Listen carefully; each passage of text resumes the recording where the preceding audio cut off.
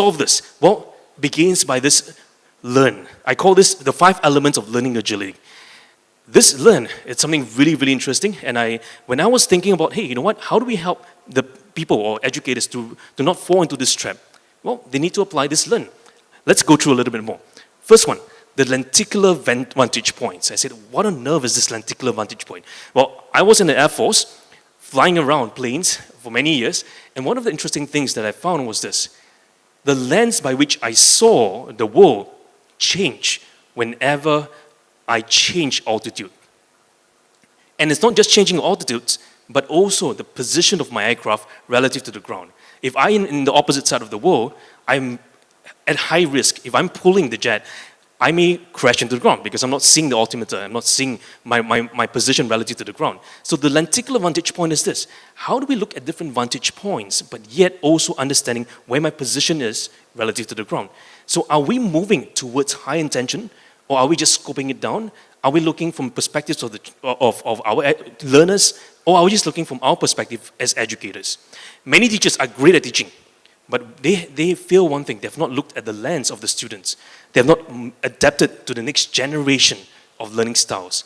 In fact, someone tell me, said, Jada, why do you use different styles? I said, well, I'm on different platforms. I'm on TikTok, I'm on all kinds of funny things. I'm on, when Clubhouse first came out, I was on Clubhouse, trying out all new things.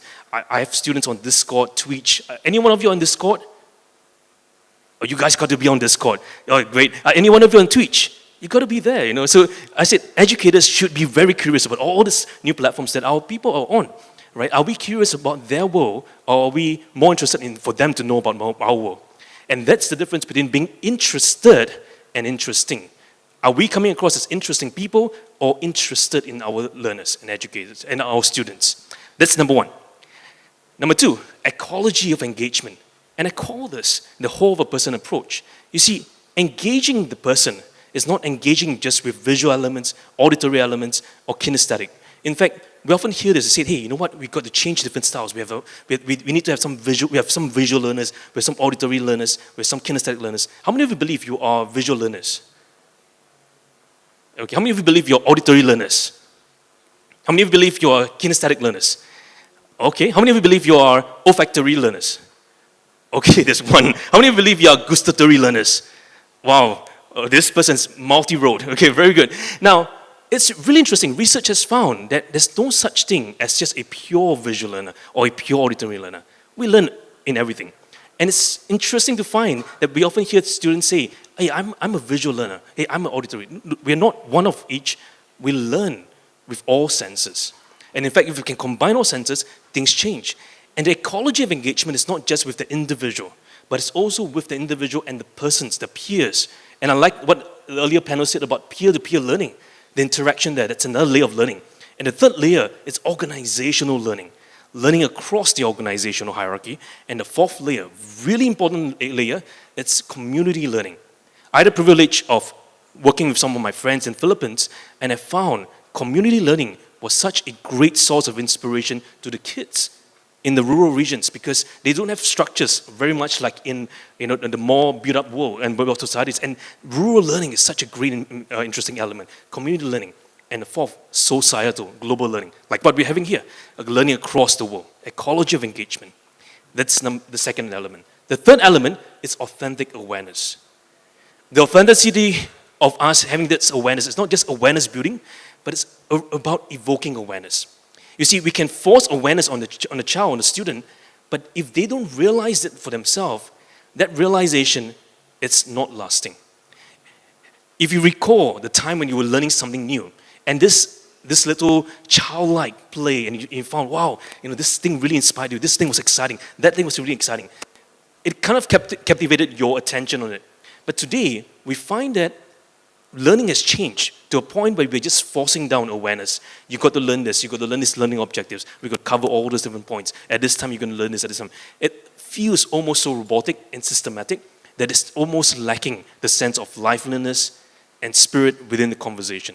And therefore, conversations is not just I just tell you, it's a two-way thing. Right? There's a dialectic conversation that's happening. So authenticity means not just creating awareness, but evoking awareness from within, and also partnering the individual to help them build awareness of themselves and the world around them. And the next element, really important element, it's what I call reflective professional inquiry. Reflective professional inquiry, it's not just a space where I just learn, but I need time to reflect. In schools, one thing we found really lacking is the space for reflection. We have lessons after lessons after lessons after lessons, but we never gave time for the individual to pause. The power of the pause or the silence and the space within is such a critical element in the learning process.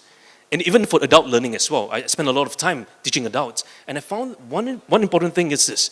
If you give space for the individual to think about things, to reflect, and how to teach them how to reflect, will help them increase the assimilation of what's taught, will help them to increase the assimilation of what's applied, and will help them to truly make a difference in the things that they do. And so I kind of broke this down into a few parts. There are 4 key principles here. 1, what is spoken. 2, what is assumed. 3, what is felt. Yeah. Okay, sure. And what is done? So there's 4 areas, right? What's spoken, what's assumed, what's felt, and what is done. Now, what is spoken, it's really important. How do we speak? What do we say? What is assumed? It's our thoughts. How it's felt, and how we're doing, how we're feeling, and how we're moving. And the 5th, I love to call this the net comfortableness of change. We talk about change all the time, but we don't talk about the comfortableness of change. How comfortable are we to change today? How comfortable are we to see our teachers or our learners, our educators, our coaches doing things differently, inspiring the change? And why do I call it net comfortableness of change? Because there is a delta difference from where we're comfortable with to where we want to be. So putting all these 5 elements together, lenticular vantage points, ecology of engagement, authentic awareness, professional inquiry, and also net comfortable of change will help us inspire learning. Why? Because one thing, I truly believe in this, that coaching is conversational mastery.